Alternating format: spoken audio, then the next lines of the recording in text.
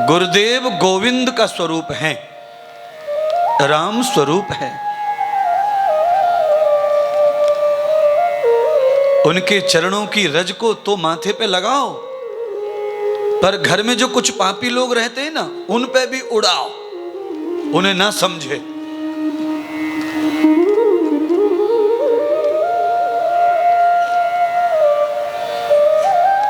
पवन देवता ने वायुमंडल से राम के चरणों की रज को उड़ाना शुरू कर दिया। जैसे जैसे चरण रज अहिल्या की उस पत्थर की शिला पर पड़ती जा रही है, वैसे वैसे अहिल्या स्त्री का स्वरूप धारण करती जा रही है। पूरे शरीर में मांस, मज्जा, हड्डी, रक्तचाप पैदा हो गया। एक सुंदरी देवी के रूप में अहिल्या का प्राकट्य हुआ। सब देवता पुष्प बरसाने लगे, अहिल्या की जय जयकार होने लगी। बोलिए अहिल्या माता की जय हो, प्रभु श्री रामचंद्र भगवान की जय हो। समझ लीजिए, राम जी इस समय कहाँ जा रहे हैं? जनकपुरी।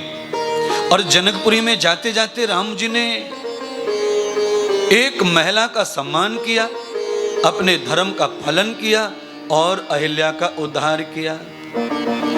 विवाह से पहले हर लड़का ऐसे ही हर औरत को देवी समझकर उसका पूजा पाठ करे, तो उसके विवाह का कहना क्या।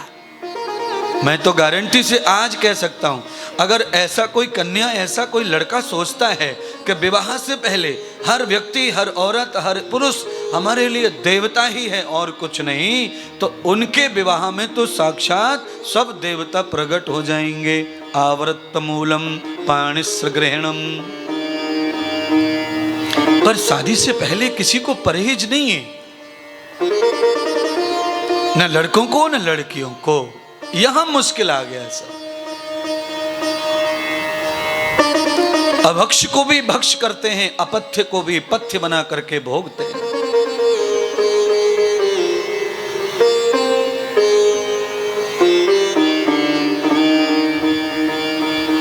समझते चलो कथा।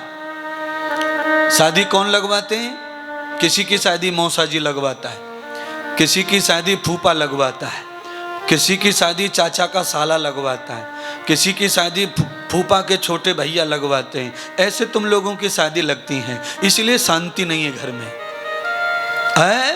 शादी कैसे जोड़नी चाहिए?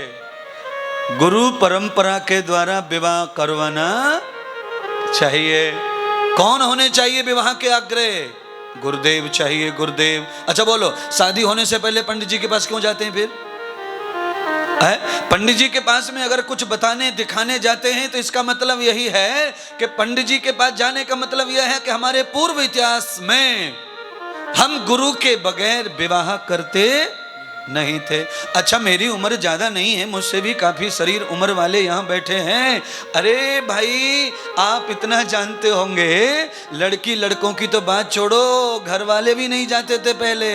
केवल पंडित जी और गांव का नाई, ये दोनों ही रिश्ता पूरा करके आते थे महाराज। वही सगन दे के आते थे, वही लगन दे के आते थे, और घर वालों को तो पता ही नहीं चलता। इतना भरोसा ब्राह्मण, इतना साधु पे भरोसा समाज का था। पर अब तो हम अपने घर में एक दूसरे पर भी भरोसा पूरा करते नहीं। पत्नी ने पति को 3 बार पूछ लिया किसी बात को, ये सच बताओ, सच बताओ। अगर पत्नी 3 बार यही बात कह रही है कि सच बताओ, सच बताओ, इसका मतलब सीधा सीधा है कि पति पे भरोसा बचा नहीं है। नहीं तो भरोसा है तो पति जो मुंह से कह दे वही पत्थर की लकीर होती। पर 3 बार पूछ रही है, सच बताओ, मजाक मत करो, सच बताओ। ये हाल है पत्नियों का।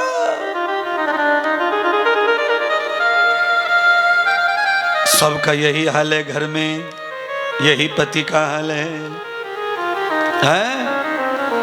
अच्छा, कई पतियों को क्या लगता है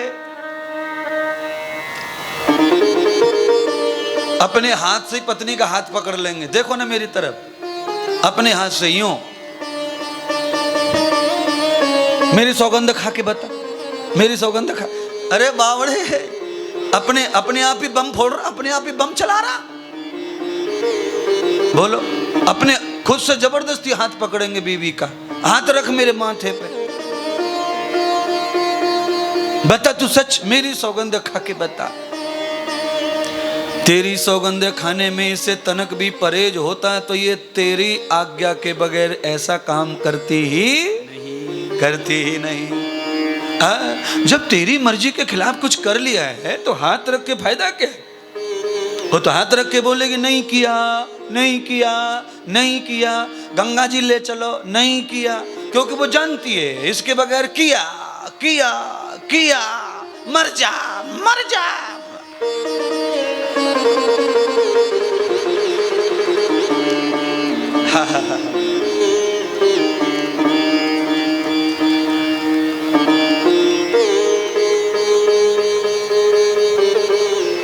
जिनके घर में ऐसे कांड होते रहते हैं वो हाथ खड़ा मत कर देना, नहीं तो सबको पता चल जाएगा।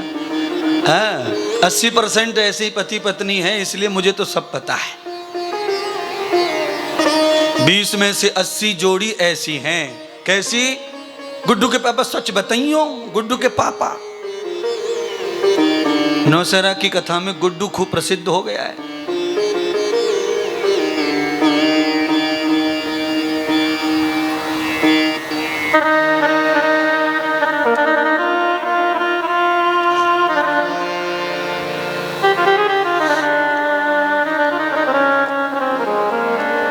राम जी के चरण जहां रखे जा रहे वहां लक्ष्मण नहीं रख रहे थे। अब कथा यहां कह रहे हैं, अहिल्या को तार दिया। राम गुरुदेव के चरणों की महिमा क्या है वो लक्ष्मण कह रहे हैं। लक्ष्मण के पैरों से रक्त बह रहा है। क्यों? पगडंडी के अगल बगल में जो डूंट हैं लकड़ियों के, उन पे चल रहे हैं बेचारे। 2 पैरों की जगह एक में गुरु के घुस गए, एक में राम जी के।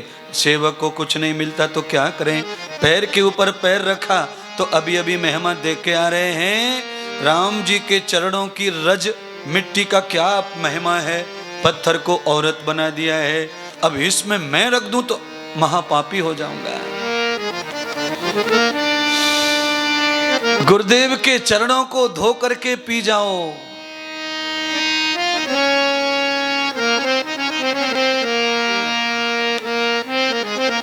आगे कथा जब चलेगी 2 दिन और, तब आप सब जान जाएंगे राम के चरणों की महिमा।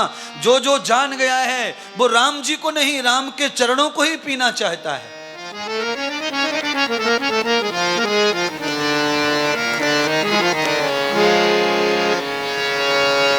बिहतम पदम न गक्षिताम ये वे योग विसंगति संगम साधो विशारद ये वे अस्त प्रवाहसो। चलते चलते सूर्य अस्त हो गया। विश्वामित्र जी ने कहा, राम रात्रि में यात्रा नहीं करनी चाहिए, विश्राम करें। निकट आ गया है जनकपुर,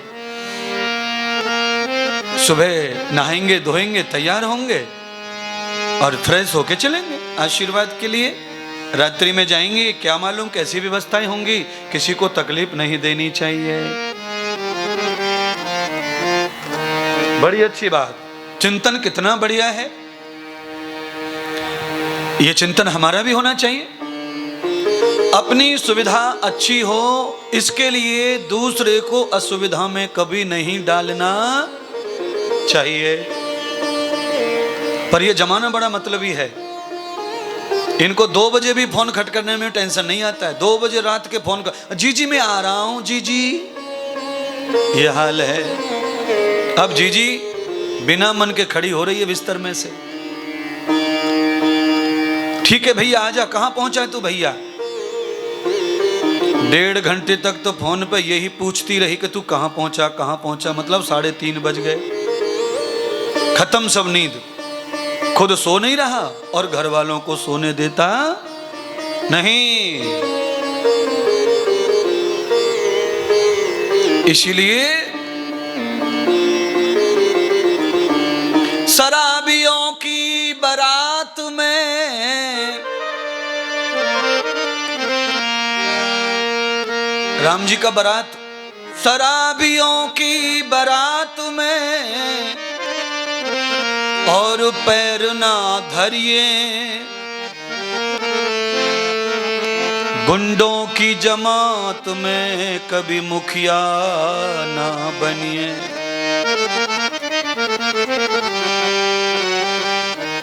अंधेरी रात में सफर मत करिए, ओलों की बरसात में बाहर मत निकलिए। 4 चीजें गांठ मार के ले जाओ घर में। जहां पर गुंडे लुच्चे खड़े हों वहां जाकर के तुम्हें शामिल होने की जरूरत नहीं है। करेगा कोई और भरेगा कोई। संशय में जब पुलिस का डंडा छूटता है तो गीले सूखे। इसीलिए महाराज अंधेरी रात में सफर ना करिए, एक और शराबियों की बारात में पैर ना धरिए। हाँ, ये शराब पी करके जो बारात में नाचते कूदते हैं ना, ये दूल्हे के बाप का सम्मान होने देते नहीं है। ये सब धोखे रख देते।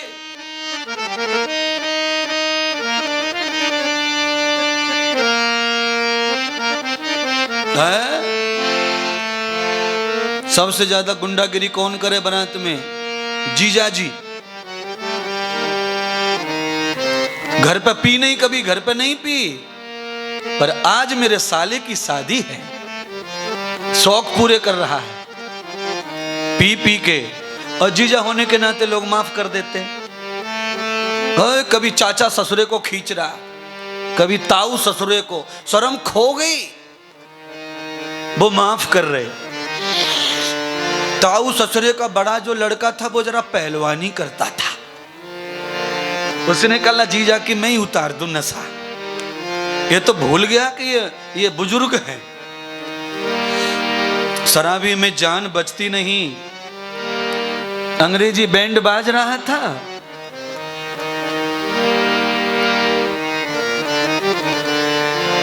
साले ने आकर पीछे से पैर में थोड़ी टांग में टांग मार दी महाराज।